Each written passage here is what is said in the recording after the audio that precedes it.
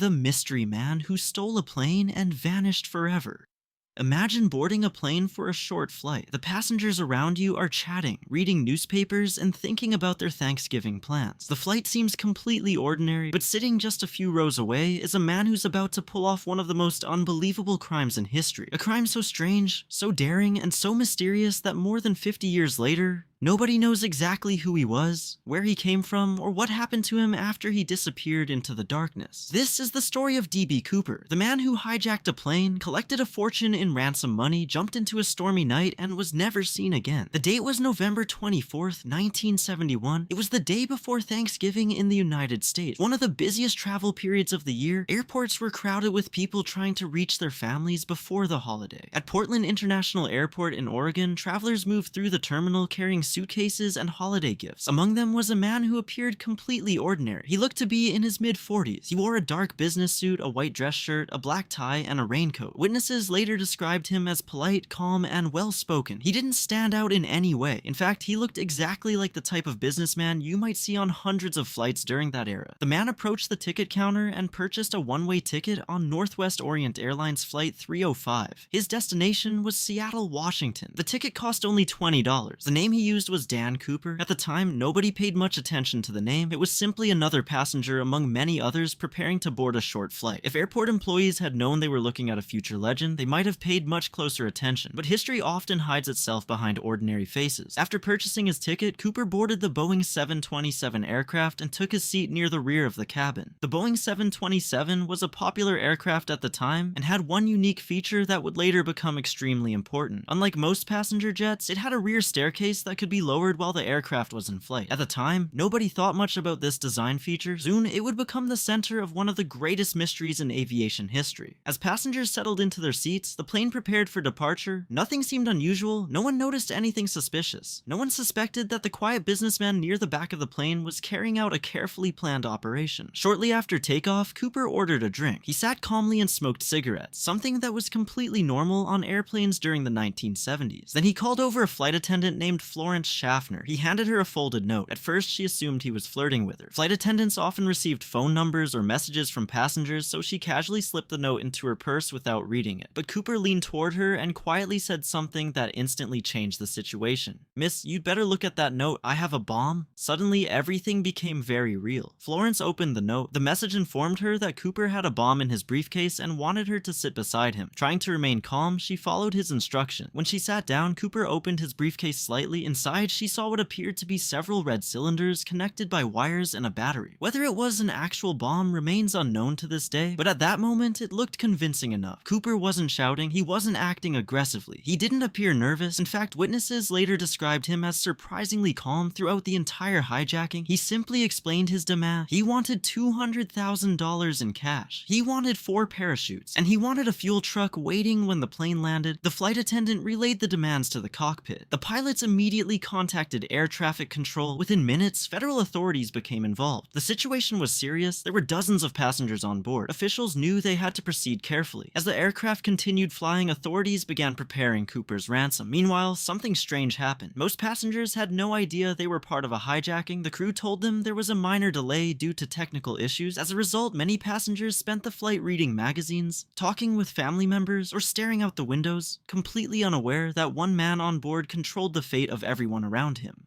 While the passengers remained calm, a massive operation unfolded behind the scenes. FBI agents rushed to gather the ransom money. Banks were contacted. Officials assembled $200,000 in $20 bills. Every bill was photographed so investigators could track the money later. At the same time, parachutes were collected and prepared. Hours passed as the aircraft circled in the air, waiting for everything to be arranged. Throughout the entire ordeal, Cooper remained remarkably composed. He chatted with crew members. He ordered another drink. At one point, he even paid for his beverage. This bizarre detail would later become one of the most famous aspects of the case. A man committing a major hijacking still bothered to pay for his drink. Eventually, the plane landed in Seattle. The airport had become the center of an intense law enforcement operation. Vehicles surrounded the runway. The ransom money was delivered. The parachutes were delivered. Everything Cooper demanded was brought to the aircraft. Then something unexpected happened. Cooper released all of the passengers. Every single one. Nobody was harmed. Nobody was injured. The passengers left the plane without realizing they had just experienced one of the most famous crimes in American history. Only the flight crew remained on board. At this point, Cooper could have surrendered. He already already had the money, but his plan was far from over. After refueling, he instructed the pilots to take off again. This time, he gave very specific instructions. Fly south, maintain a relatively low altitude, keep the aircraft speed slow, and leave the rear staircase accessible. The pilots complied, the plane climbed into the night sky, rain pounded the aircraft, strong winds swept across the Pacific Northwest. Below them stretched endless forests, mountains, rivers, and rugged wilderness. It was one of the most difficult environments imaginable for a parachute jump. Yet Cooper seemed completely confident. As darkness covered the landscape, he began preparing. He tied the bag of ransom money to himself, he put on a parachute, he moved toward the rear staircase. The flight crew remained in the cockpit following his instructions. No one could see exactly what he was doing. Then at approximately 8:13 p.m., something happened. The crew felt a sudden movement. The aircraft shifted slightly. The pilots immediately suspected what had occurred. Cooper had opened the rear staircase, and he had jumped somewhere below in the darkness, rain, and wilderness. The hijacker disappeared. No witnesses saw him leave. No cameras recorded the jump. No one knew exactly where he landed. In a matter of seconds, he vanished. When the aircraft eventually landed, Cooper was gone. The rear staircase was open. The money was gone. The hijacker had disappeared into the night. Almost immediately, one of the largest investigations in FBI history began. Authorities launched an enormous search operation. Investigators analyzed flight paths, military aircraft examined potential landing areas. Helicopters searched forests. Ground teams combed through mountains and valleys. Experts attempted to calculate where Cooper might have landed. But there was a problem. The weather that night was terrible. Visibility was poor, strong winds complicated calculations, even small errors could shift the estimated landing zone by miles. Nobody knew exactly where Cooper jumped, and without knowing where he landed, finding him became incredibly difficult. Many investigators believed Cooper couldn't possibly survive. Think about the situation. He jumped at night in heavy rain over unfamiliar wilderness while carrying a heavy bag of cash. He wasn't wearing proper skydiving equipment. He didn't have modern GPS technology. The odds seemed terrible, yet days passed, then weeks, then months. No body was found, no parachute was found, no remains were discovered, nothing. It was as if Cooper had vanished from existence. As years passed, theories exploded. Some people believed Cooper died immediately after the jump. Others believed he was an experienced military parachutist who planned every detail perfectly. Some theorized he had accomplices waiting on the ground. Others argued he escaped alone. The mystery grew larger with every passing year. One important clue remained behind on the aircraft. Cooper's black tie. Investigators carefully preserved it. For decades, forensic experts studied the tie, searching for fingerprints, DNA, and microscopic evidence. Technology improved over time, allowing scientists to examine details that investigators in 1971 could never have imagined. Tiny particles found on the tie suggested Cooper may have worked in engineering, manufacturing, or a technical industry, but the evidence was never strong enough to identify him. The investigation continued. Suspects came and went. Over the years, hundreds of names were proposed. Some suspects were former soldiers, while others were pilots. Some were professional criminals. Several appeared convincing at first, yet every lead eventually hit a dead end. No suspect could be definitively linked to the crime. Then nearly a decade later, the mystery took another shocking turn. In 1980, an 8-year-old boy named Brian Ingram was vacationing with his family near the Columbia River. While digging in the sand, he discovered something unusual. Bundles of old cash. As investigators examined the money, they made an astonishing discovery. The serial numbers matched the ransom money given to Cooper. For the first time in years, the case exploded back into headlines. How did the money get there? Had Cooper buried it? Did floodwaters carry it downstream? Had the money been hidden intentionally? No one knew. Even today, experts continue debating how those bills reached that location. The discovery created even more questions than answers. If some of the money survived, where was the rest? Nearly all of the ransom remained missing. And if Cooper died, why wasn't more evidence found nearby? The mystery only deepened. As decades passed, D.B Cooper became more than a criminal. He became a legend. Books were written, documentaries were produced, movies drew inspiration from the case. People became fascinated by the idea of a man who seemed to outsmart everyone. Part of the fascination comes from the lack of violence. Unlike many famous criminals, Cooper never physically harmed anyone. He remained calm, polite, almost professional. This strange behavior made him different from most hijackers. Some people even began viewing him as a folk hero, although authorities consistently reminded the public that he was still a criminal who committed a serious federal offense. One interesting fact is that D.B Cooper wasn't actually the name he used. His ticket said Dan Cooper. The nickname D.B Cooper emerged because of an early reporting mistake by journalists. The incorrect name spread rapidly through newspapers and television reports. Eventually, it became the name history remembers. The real identity behind the alias remains unknown. In 2016, after 45 years of investigation, the FBI officially suspended active efforts on the case.